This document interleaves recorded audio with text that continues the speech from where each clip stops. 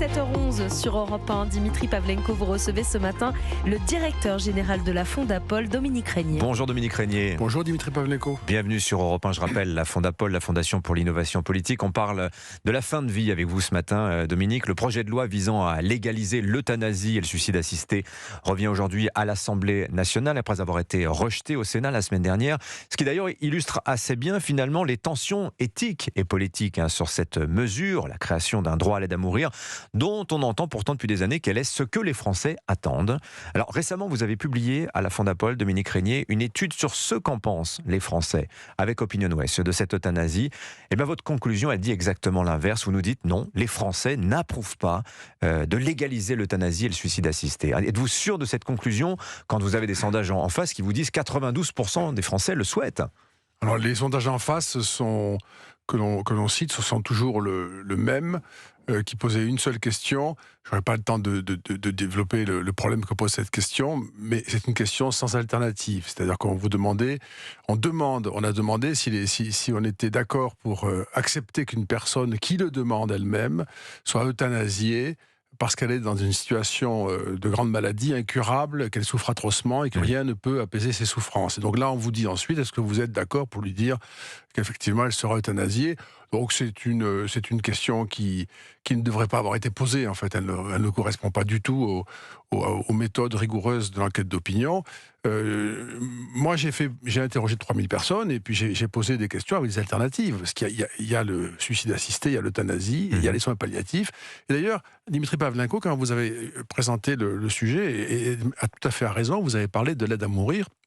C'est une formule qui a été préemptée par les partisans de l'euthanasie et du suicide assisté, parce qu'il y a déjà un système en France qui accompagne les mourants. La loi Claes-Leonetti. La loi Claes-Leonetti, d'ailleurs adoptée dans des conditions absolument très triomphales. Il y a 10 ans de cela, oui. Et donc cette espèce de captation de cette notion, soit mourir dans la dignité, soit aide à mourir, qui fait que finalement on finit par assimiler dans la confusion générale, et c'est ce que d'ailleurs j'ai mesuré dans l'enquête, nos compatriotes ne savent plus très bien au fond de quoi il s'agit.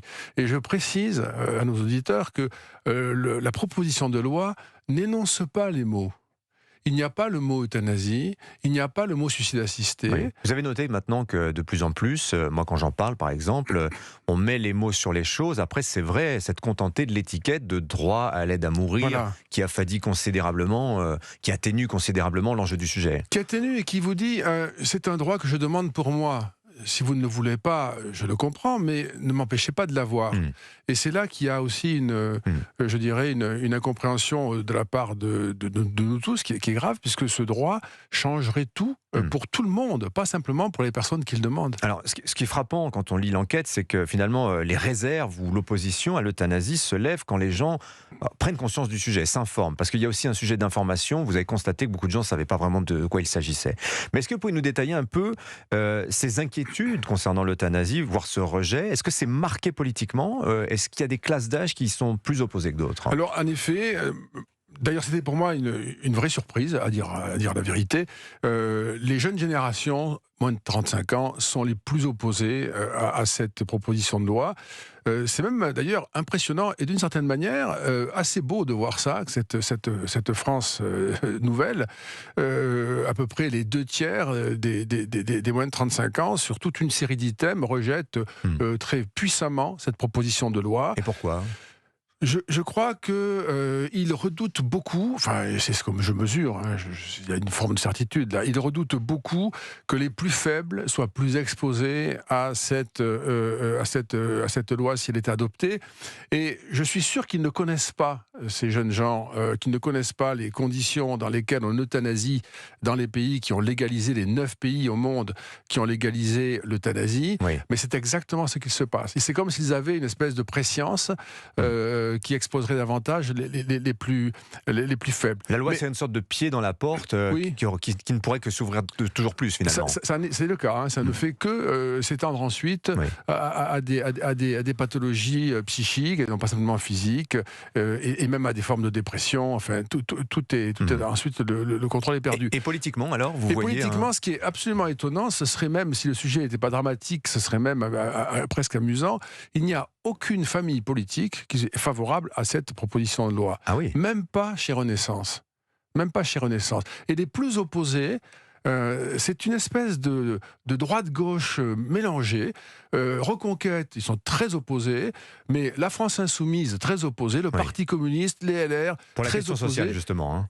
Il y a cette espèce... je pense qu'il y a un entremêlement de sensibilité culturelle, peut-être aussi, comme dans la mesure où, par exemple, les musulmans, ils sont très opposés, les catholiques aussi, il y aura une dimension religieuse pour certains Français, naturellement, mais cette idée d'un système qui va se défaire totalement.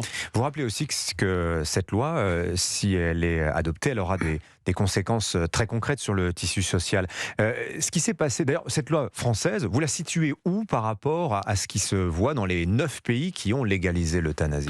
La situer, c'est-à-dire, vous voulez dire? C'est-à-dire, est-ce qu'elle c'est une loi, limitée par rapport à ce que l'on voit ailleurs, ou est-ce qu'on est déjà dans un format maximaliste? Non, c'est une loi maximaliste. Et le fait que le Sénat ait rejeté le texte ramène à l'Assemblée nationale le texte initial, celui qui a été adopté en première lecture le 25 mai 2025.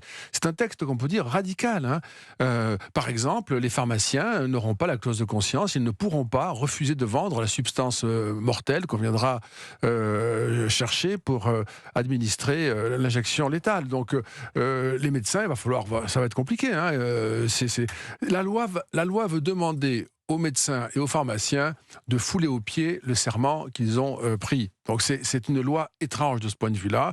Et aucun des 9 pays, il n'y a que 9 pays, d'ailleurs je préfère le dire parce que 193 pays existent aujourd'hui dans ce monde, 9 pays seulement ont légalisé l'euthanasie et le suicide assisté. C'est déjà en soi un motif de réflexion que de voir qu'il y a une si petite part de l'humanité. 2,6% des humains vivent sous ce régime. Il n'a pas fait la preuve de son efficacité ni de sa valeur éthique. Merci beaucoup Dominique Régnier. Votre étude Fondapol, elle est à retrouver en détail sur le site de la Fondapol, évidemment. À bon entendeur, alors que le sujet revient aujourd'hui, le projet de loi à l'Assemblée nationale. Merci d'être venu nous en parler Dominique Régnier. Bonne journée à vous.